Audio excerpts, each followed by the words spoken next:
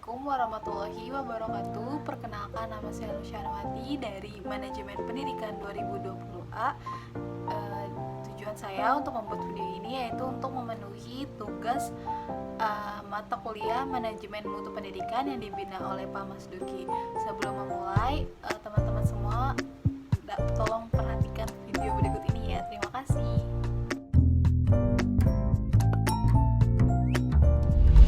Zaman sekarang, kebutuhan dasar itu bukan cuma sandang, pangan, papan, tapi juga pendidikan. Meski begitu, pendidikan di Indonesia bisa dibilang masih memprihatinkan. Indeks pembangunan manusia kita melorot di urutan bawah, dan ranking pelajar kita ada di barisan depan, tapi dari belakang. Itu tentu aja menyedihkan. Padahal uang buat majuin pendidikan sampai 444 triliun rupiah alias 20% dari anggaran negara. Tapi, kenapa pendidikan di Indonesia belum maju juga? Kalau diibaratin, cari jawaban masalah ini mirip kayak mengurai benang kusut berisi 1000 masalah. Ribet banget. Tapi salah satu akar masalahnya bisa jadi adalah sistem pendidikan massal.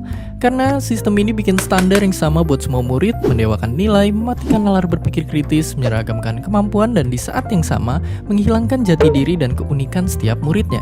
Padahal sistem pendidikan yang dibangun sama bapak pendidikan jauh beda dengan sistem saat ini.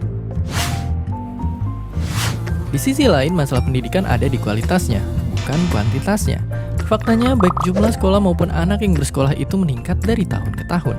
Namun itu nggak bikin pendidikan jadi oke, karena buktinya masih ada banyak sekolah yang belum sesuai standar dan kemampuan guru yang masih jauh dari harapan.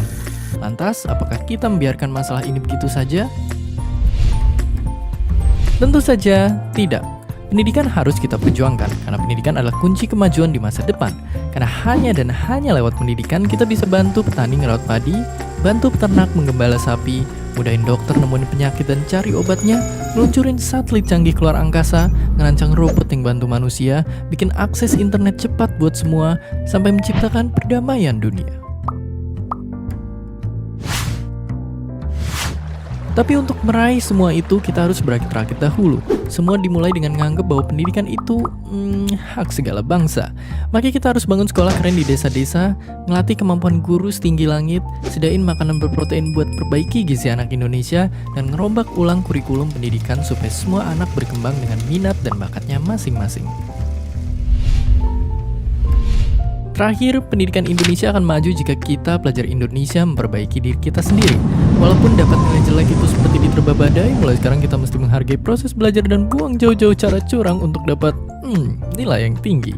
Pada akhirnya yang benar-benar kita butuhkan bukanlah nilai, tetapi rasa ingin tahu, kemauan belajar, keberanian untuk bertanya, rasa tak cepat untuk berpuas diri, dan juga rendah hati dalam mengakui bahwa semakin banyak kita tahu, kita semakin mengerti bahwa kita tidak tahu apa-apa. Dari sanalah kita terus mencari, terus belajar tentang diri kita dan juga alam semesta. Kalau diurutkan, masalah yang harus dibenahi memang panjang dan berliku. Tapi itu semua harus diperjuangkan agar anak bangsa dari Sabang sampai Merauke bisa cerdas dan berguna bagi manusia di sekitarnya.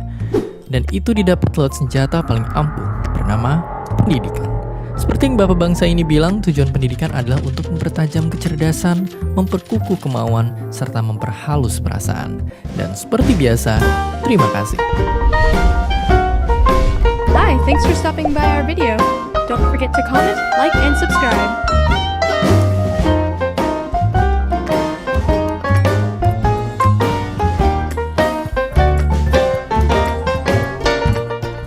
Cara melaksanakan pendidikan di Indonesia sudah tentu tidak terlepas dari tujuan pendidikan di Indonesia. Sebab pendidikan di Indonesia yang dimaksud di sini adalah pendidikan yang dilakukan di bumi Indonesia untuk kepentingan bangsa Indonesia. Nah, aspek ketuhanan sudah dikembangkan dengan banyak cara seperti melalui pendidikan agama di sekolah maupun di perguruan tinggi, melalui ceramah agama di masyarakat, dan melalui kehidupan beragama di asrama-asrama, lewat mimbar-mimbar agama dan ketuhanan di televisi maupun radio. Pengembangan pikiran sebagian besar dilakukan di sekolah-sekolah atau perguruan tinggi melalui bidang studi mereka. Nah, pemikiran para siswa atau mahasiswa diasah melalui pemecahan soal-soal, pemecahan berbagai masalah, dan juga menganalisis sesuatu serta menyimpulkannya. Kualitas pendidikan di Indonesia seperti yang telah kita ketahui, kualitas pendidikan di Indonesia itu semakin memburuk. Nah, hal ini terbukti dari kualitas guru, guru, sarana belajar, dan murid-muridnya. Nah, guru-guru tentunya punya harapan yang terpendam yang tidak dapat mereka sampaikan kepada siswanya. Memang guru-guru saat ini kurang kompeten. Banyak orang yang menjadi guru karena tidak diterima di jurusan lain atau kekurangan dana. Kecuali guru-guru lama yang sudah mendedikasikan dirinya menjadi guru. Selain berpengalaman mengajar murid, mereka memiliki pengalaman yang dalam mengenai pelajaran yang mereka ajarkan. Nah, belum lagi masalah gaji guru. Jika fenomena ini dibiarkan berlanjut tidak tahan lama lagi, pendidikan di Indonesia akan hancur mengingat banyak guru-guru yang berpengalaman yang berpensiun. Menurut Susilo Bambang Yudhoyono, usai rapat kabinet terbatas di gedung Depdiknas, Presiden memaparkan beberapa langkah yang akan dilakukan pemerintah dalam rangka meningkatkan kualitas pendidikan di Indonesia. Antara lain yaitu yang pertama, terhadap masyarakat untuk bisa menikmati pendidikan di Indonesia. Yang kedua, tolak ukurnya dari angka partisipasi seperti ketidakmakmuran di desa dan kota serta gender. Yang ketiga, ada kualifikasi guru dan dosen serta meningkatkan nilai-nilai rata-rata kelulusan dalam ujian nasional. Yang selanjutnya ada bidang kompetensi atau profesi sekolah kejuruan untuk menyiapkan tenaga siap pakai yang dibutuhkannya. Dan yang terakhir, menambah fasilitas dan perpustakaan di sekolah-sekolah. Selanjutnya, penyebab rendahnya kualitas pendidikan di Indonesia. Yang pertama itu ada efektivitas pendidikan di Indonesia. Pendidikan yang efektif adalah suatu pendidikan yang memungkinkan peserta didik untuk dapat belajar dengan mudah, menyenangkan, dan dapat tercapai tujuan sesuai dengan yang diharapkannya. Nah, dengan demikian pendidik, dosen, guru, instruktur, dan trainer dituntut untuk dapat meningkatkan keefektifan pembelajaran agar pembelajaran tersebut dapat berguna. Nah, efektivitas pendidikan di Indonesia ini tuh sangat rendah. Setelah praktisi pendidikan melakukan penelitian dan survei ke lapangan, salah satu penyebabnya adalah tidak adanya tujuan pendidikan yang jelas sebelum kegiatan pembelajaran, apa yang akan dihasilkannya, sehingga tidak mempunyai gambaran yang jelas dalam proses pendidikan.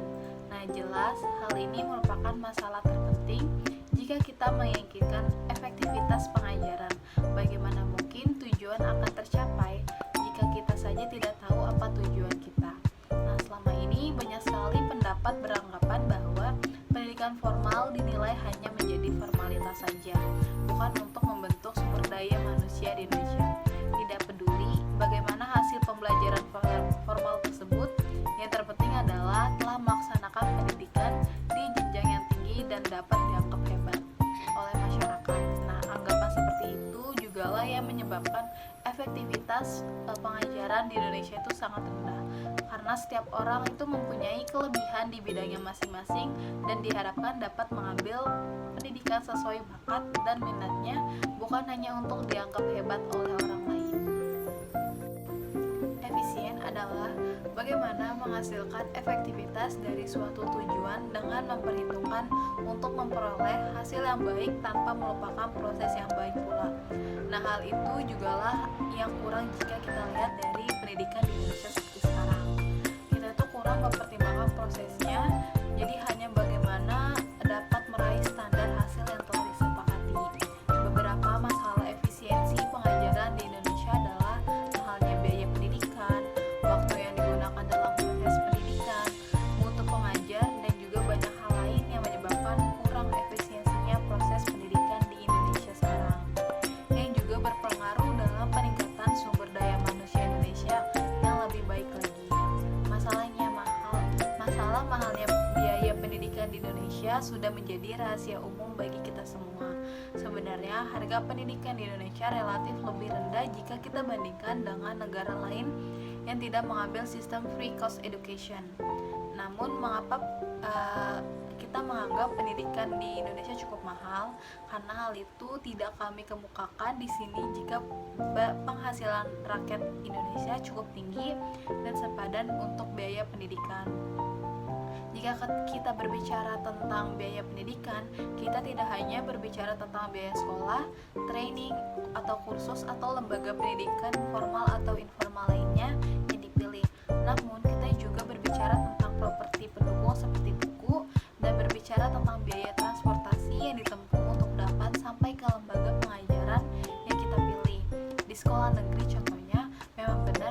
sudah diperlakukan pembebasan biaya pengajaran. Namun peserta didik tidak hanya itu saja, kebutuhan lainnya seperti buku teks, alat tulis, seragam, dan lainnya. Selain masalah mahalnya biaya pendidikan Indonesia, masalah lainnya adalah waktu pengajaran. Dapat kita lihat bahwa pendidikan tatap muka di Indonesia relatif lebih lama jika dibandingkan dengan negara lain. Dalam pendidikan formal di sekolah menengah misalnya, ada sekolah yang jadwal perharinya itu dimulai dari pukul 7 dan diakhiri sampai pukul 4 sore. Hal tersebut jelas tidak efisien karena ketika peserta didik yang mengikuti proses pendidikan formal yang menghabiskan banyak waktu tersebut, banyak peserta didik yang mengikuti lembaga pendidikan informal lainnya seperti les akademik, bahasa, dan sebagainya. Jelas juga terlihat bahwa proses pendidikan yang lama tersebut tidaklah efektif juga, karena peserta didik akhirnya mengikuti pendidikan informal untuk melengkapi pendidikan formal yang dinilai rendahnya kualitas sarana fisik. Untuk sarana fisik misalnya banyak sekali sekolah dan perguruan tinggi kita yang gedungnya rusak, kepemilikan dan penggunaan media belajar rendah, buku perpustakaan tidak lengkap, dan juga sementara laboratorium tidak standar, pemakaian teknologi informasi tidak memadai, dan sebagainya. Dan yang terakhir, masih banyak sekolah yang tidak memiliki gedung sendiri, tidak memiliki perpustakaan, dan juga tidak memiliki laboratorium dan sebagainya. Selanjutnya ada rendahnya kualitas guru. Jadi keadaan guru di Indonesia itu sangat amat memprihatinkan karena kebanyakan guru itu belum memiliki profesionalisme yang memadai untuk menjalankan tugasnya, sebagaimana disebut dalam pasal 39 Undang-Undang Nomor 20 Tahun 2003, yaitu merencanakan pembelajaran, melaksanakan pembelajaran, menilai hasil pembelajaran, melakukan pembimbingan, melakukan pelatihan, serta melakukan penelitian dan melakukan pengabdian masyarakat. Walaupun guru dan pengajar bukan satu-satunya faktor penentu keberhasilan pendidikan, tetapi pengajaran merupakan titik sentral pendidikan dan kualifikasi sebagai cermin kualitas tenaga pengajar memberikan andil sangat besar pada kualitas pendidikan yang menjadi tanggung jawabnya. Kualitas guru dan pengajar yang rendah juga dipengaruhi oleh rendahnya tingkat kesejahteraan guru. Selanjutnya ada mahalnya biaya pendidikan. Pendidikan yang bermutu itu mahal. Kalimat ini sering muncul untuk menjustifikasi mahalnya biaya yang harus dikeluarkan masyarakat untuk mengenyam bangku pendidikan. Nah, makin mahalnya biaya pendidikan sekarang ini tidak lepas dari kebijakan pemerintah yang menerapkan MBS atau manajemen berbasis sekolah. MBS di Indonesia pada realitanya lebih dimaknai sebagai upaya untuk melakukan mobilisasi dana. Karena itu, komite sekolah atau dewan pendidikan yang merupakan organ MBS selalu disyaratkan dengan unsur pengusaha. Asumsinya pengusaha memiliki akses atas modal yang lebih luas. Hasilnya, setelah komite sekolah terbentuk, segala pemutar uang selalu berkedok sesuai keputusan komite sekolah. Namun pada tingkat implementasinya, ia tidak transparan, karena yang dipilih menjadi pengurus dan anggota komite sekolah adalah orang-orang yang dekat dengan kepala sekolah. Akibatnya, komite sekolah hanya menjadi legitimator kebijakan kepala sekolah, dan MBS pun hanya menjadi legitimasi dan pelepasan tanggung jawab negara terhadap permasalahan pendidikan rakyatnya. Selanjutnya ada solusi dari permasalahan pendidikan di Indonesia. Nah, untuk mengatasi masalah di atas, secara garis besar ada dua solusi yang dapat diberikan, yaitu yang pertama, solusi sistematik, yakni solusi yang dapat mengubah sistem-sistem sosial yang berkaitan dengan sistem pendidikan. Seperti diketahui, sistem pendidikan sangat berkaitan dengan sistem ekonomi yang diterapkannya. Sistem pendidikan di Indonesia sekarang ini diterapkan dengan konteks sistem ekonomi kapitalisme yang berprinsip antara lain meminimalkan peran dan tanggung jawab negara dalam urusan publik termasuk pendanaan pendidikan. Maka solusi untuk masalah-masalah yang ada, khususnya untuk menyangkut perihal pembiayaan seperti rendahnya sarana fisik, kesejahteraan guru, dan mahalnya biaya pendidikan, berarti menuntut juga perubahan sistem ekonomi yang ada. Akan sangat kurang efektif jika kita menerapkan sistem pendidikan dalam atmosfer sistem ekonomi kapitalis yang kejam. Maka sistem kapitalisme